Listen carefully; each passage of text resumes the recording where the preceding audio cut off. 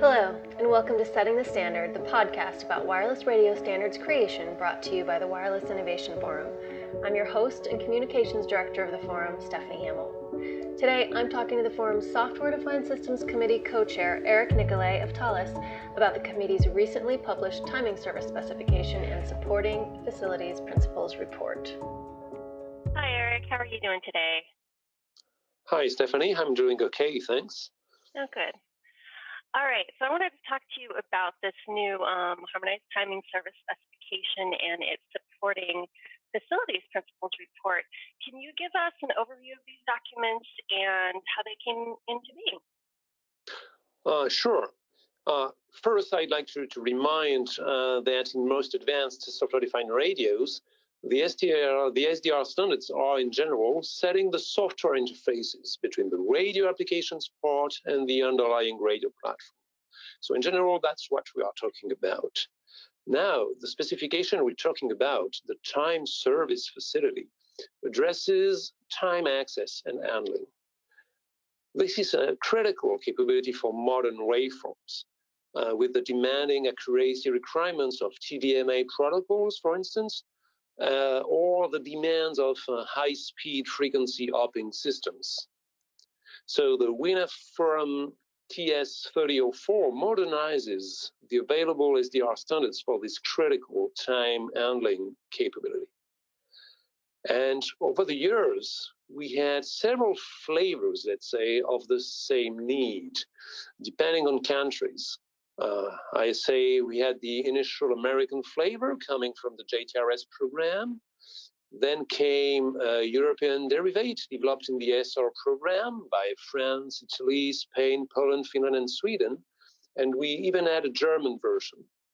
The WIN Forum members decided to join efforts in the Harmonized Time Service project to come up with a unifying solution, taking advantage of the implementation experience they all gathered. This has resulted in an active group with experts from France, USA, Germany, Canada, and even Japan.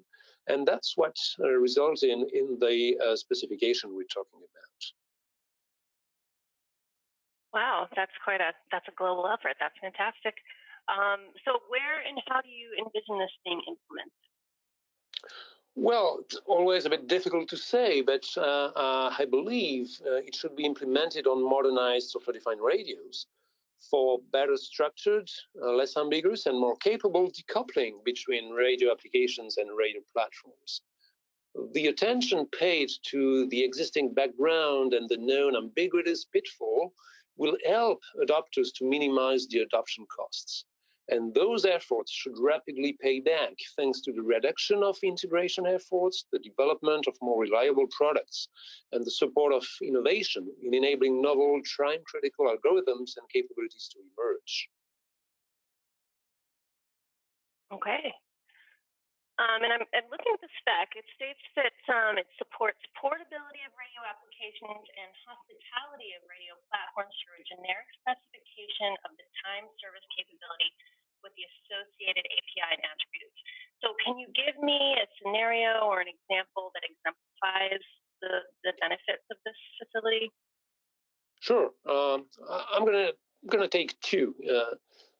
One is a new technical capability in the spec. The additional support of the International Atomic Time, TAI, that is not encompassing the leap seconds of the Universal Coordinated Time, the UTC.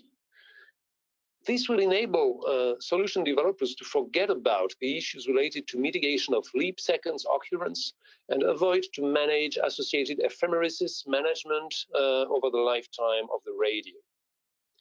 The other example is usage of the model-driven architecture paradigm that we apply in WinForum facility developments. That means we start to specify a unique, fully technology-agnostic specification. We call that the PIM, the Platform Independent Model. And this specification abstracts away any implementation details of the time service, including the software paradigm we use for implementation of the software interface.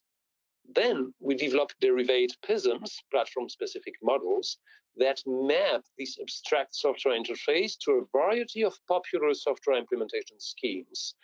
I'd like to quote the SCA, the very popular C++ programming language, or what's needed for hard embedded processes known as FPGAs.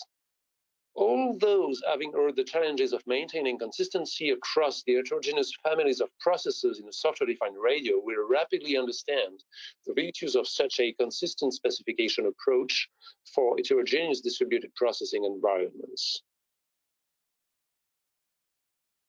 Okay, and you mentioned in that answer that this is a PIM, it's platform independent, and you also mentioned the PSMs. Let's go ahead and talk about those. So what's on the horizon for those PSMs? Yeah, so the spec we're actually rolling out is just the PIM, let's say. But the PSMs are currently under development. The native C++ is ready. The SCA is under finalization. Hope in a couple of weeks it should be out and ready for approval. So I advise those interested to keep watch out for announcement on the first set of consistent PSMs in order for them to be able to take full advantage of the specification. It should only be a matter of months, and it will be done consistently with the transceiver facility PSMs that are ready as well. Fantastic. So everyone will just have to keep on the lookout for those. All right. Well, thank you so much for your time today, Eric, and have a wonderful day. Okay. Thank you, Steph. Bye-bye. Bye-bye.